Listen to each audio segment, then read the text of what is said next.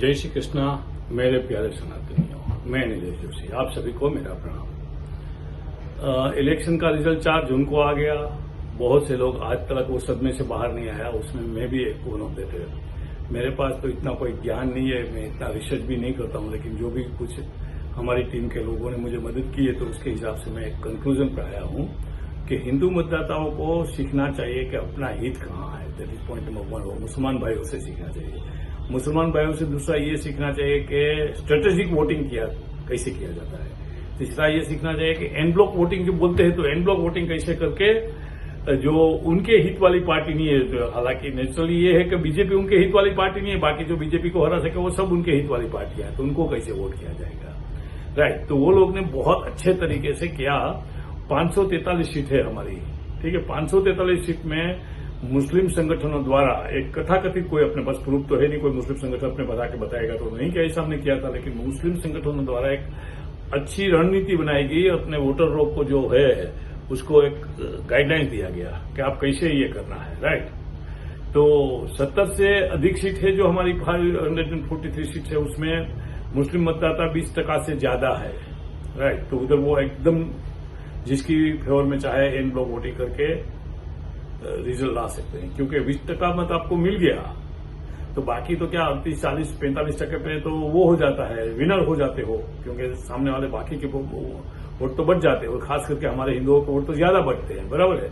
तो बाकी के वोट आपको बहुत थोड़े लेके आने होते हैं। एनीवे, तो वो लोग ने बहुत निर्णायक हिसाब से वोटिंग किया और बीजेपी को जो हरा सकते थे उनको सबको मतदान किया। खास करके उनके लिए तो वही था इंडी ब्लॉक मतलब ये कांग्रेस, एसपी वगैरह दूसरी पार्टियां सबको मिलकर वोट किया। एनसीपी है या शिवसेना, उद्धव ठाकरे ग्रुप है, उनको सबको, ठीक है। और सबसे ज्यादा चोट पहुंची बीजेपी को और महाराष्ट्र में। महाराष्ट्र की चोट बहुत गहरी है और इतनी ज्यादा चोट उसको यूपी में भी पड़ी। राइट। यूपी में मेरे हिसाब से तो अखिलेश, अगर मतदाता थोड़ा भी मेरे जैसा आदमी का दिमाग यूज करे या उसका दिमाग यूज करे तो एक भी मत नहीं मिलना चाहिए। मुस्लिमों का मिले, ठीक है, यादवों का कुछ वो जाति के ब्लाइंडनेस आ जाती है तो उसकी वजह से, लेकिन सही मायने में कुछ काम दिखाने का उसके फेवर में है ही नहीं। उसके बाद में तो कुछ भी तो काम किए थे, इसने तो कुछ भी नहीं किया है। बट एनीवे, जो भी है वो आपके सामने है। तो दूसरी बात यह है कि 220 सीट से ज्यादा सीट जो संसद की है वो मुस्लिम वोट काफी इन्फ्लुएंस कर सकते हैं उसको। राइट। तो लोकसभा चुनाव का जो विश्लेषण कर रहे हैं बहुत से लोग, राइट, तो मुस्लिम समुदाय ने अपना मत बहुत अच्छे तरीके से, लाइक जो हमारे पुराणों में कथा आती है ना ब्रह्मास्त्र, तो ब्रह्मास्त्र जैसे तरीके से यूज किया। और कांग्रेस तो क्वाइट कॉन्फिडेंट थी कि बीजेपी की सरकार नहीं बनेगी, लेकिन बन गई। और कांग्रेस के पीछे तो जियो सोर्स वगैरह लोग जो है, इंटरनेशनल फोर्सेज है, जो नहीं चाहते कि भारत में मजबूत गवर्नमेंट आए, तो वो लोग ने भी बहुत सपोर्ट किया। वो भी उसके भी पैसे वो पानी के माफिक बहाए गए, तो लोगों को सबका ये हुआ। राइट। तो कांग्रेस ने अपना वोट प्रतिशत जो 33% था मुस्लिम लोगों का, वो बढ़ा के 38% कर दिया।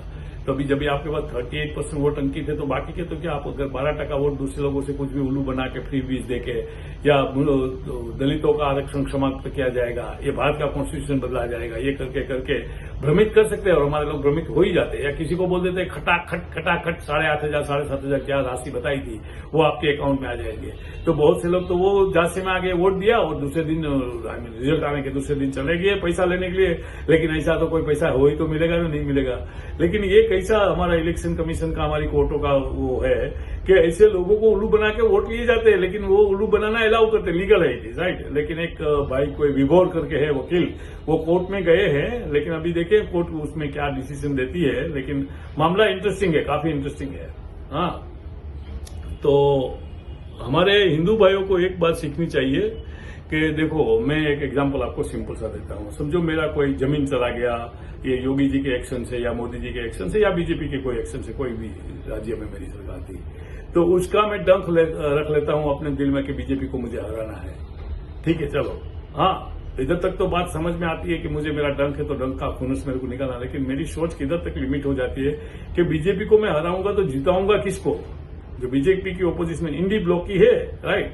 तो इंडी ब्लॉक का जो शासन 2004 से लेकर 2014 के तक कैसे भूल जाते हैं लोग? क्या किया ईडी ने, इंडी गठबंधन वालों ने, भारत को लूटने के सिवा? हाँ, लेकिन ये किसको मालूम पड़ता है? निजी स्वार्थ में हम इतने अंधे हो जाते हैं कि हमारी सोच ही बंद कर देते हैं। 500 रुपए की दारू की बोतल के बदले में मत अपना बच देते हैं, लेकिन एक मत की कीमत से पूरी सरकार पलट जाती है। उसके पहले मैंने वीडियो बनाया था, उसकी लिंक मैं इसमें डाल दूंगा, आप सुन लेना, तो क्या होता है आपको मालूम पड़ेंगे। राइट, तो हिंदू मत ऐसे बच जाता है तो उसका रिजल्ट ये आता है। तो एक जो विश्लेषण हुआ है उसके प्रति मुस्लिम समुदाय ने 97% वोटिंग किया, यानी जो 100 लोग हैं तो उसमें से 97% आए। उसके सामने हमारे हिंदुओं का मत 100 में से 60 के अंदर रह गया।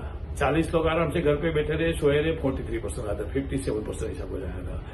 दारू पीते रहे, पार्टियां करते रहे, पत्ते खेलते रहे, हॉलीडे करते रहे, वो मत देने को नहीं गया। उसका रिजल्ट आपके सामने है जो आया वो। राइट, मोदी साहब तो अपनी इंद्रियों पे ज्यादा कंट्रोल करते हैं सामान्य जन से, तो वो अपना प्रतिभाव बताते नहीं है। लेकिन मुझे लगता है कि जो अगर हमारे जैसे सामान्य एक भारत चाहक को, देश चाहक को, सनातन के चाहक को इतना सदमा पहुंचा है, तो मोदी को तो खुद को चोट लगी है, तो उसको कितना सदमा पहुंचा होगा। योगी जी के चेहरे पे दिखाई देता है, अमित भाई के चेहरे पे दिखाई देता है। एनीवे, तो मेरा ये बस एक नम्र प्रयास था कि हिंदुओं आलसी मत बनिए। आपके आलसीपने की वजह से ही हमारे हाथ से बहुत सी अपॉर्चुनिटी चली गई है। और सियालकोट का तो मामला आपको मालूम होगा, मैं फिर इधर एक दफा और दोहरा देता हूं। बंटवारा जब 1947 में तय हो रहा था तो सियालकोट हिंदुस्तान में जाएगा कि पाकिस्तान में जाएगा, उसके लिए वोटिंग करनी थी। तो हमारा आलसी हिंदू समाज धूप की वजह से या दूसरे तीसरे वजह से, लाइन बहुत लंबी है, वोट करने गए नहीं 5 बजे तक, और 5 बजे से जब भी वोट करने के लिए गए तो वोटिंग बंद हो गया। तो मुसलमानों ने तो दिल भर के सुबह 6 बजे से वोटिंग की लाइन में लग गए थे, दिल भर वोट किया। और सियालकोट हिंदुओं का ज्यादा पॉपुलेशन होने के बावजूद भी पाकिस्तान में चला गया। इससे तो कुछ सीखो आप लोग। हाँ, मेरे जैसे बेवकूफ को आप सीरियस मत लो, मैं तो आपकी नजरों में बेवकूफ ही हूँ। हाँ, बहुत लोगों को लगता है मैं तो ये हूँ, मैं तो वो हूँ, तो मैं तो जो हूँ वही हूँ। लेकिन हाँ, मेरे देश में ज्वाला जो जल रही है ना, वो ज्वाला आप लोग नहीं समझोगे। एनीवे, तो मेरा बस ये विनम्र प्रयास है, जाइए मत करिए। अभी देखो महाराष्ट्र में इलेक्शन आने वाला है, सोते रहोगे तो यही पाओगे जो 2024 का 4 जून को रिजल्ट में पाया। हाँ, फिर बाद में रोते रहोगे। कर्नाटक में क्या हुआ, फ्री बीज में आ गया। आज कर्नाटक में क्या हो गया, गाय सरेआम काट दी जाती है, उसका वीडियो सोशल मीडिया पे शेयर किया जाता है, हिंदू बेटियों को तकलीफ दी जा रही है।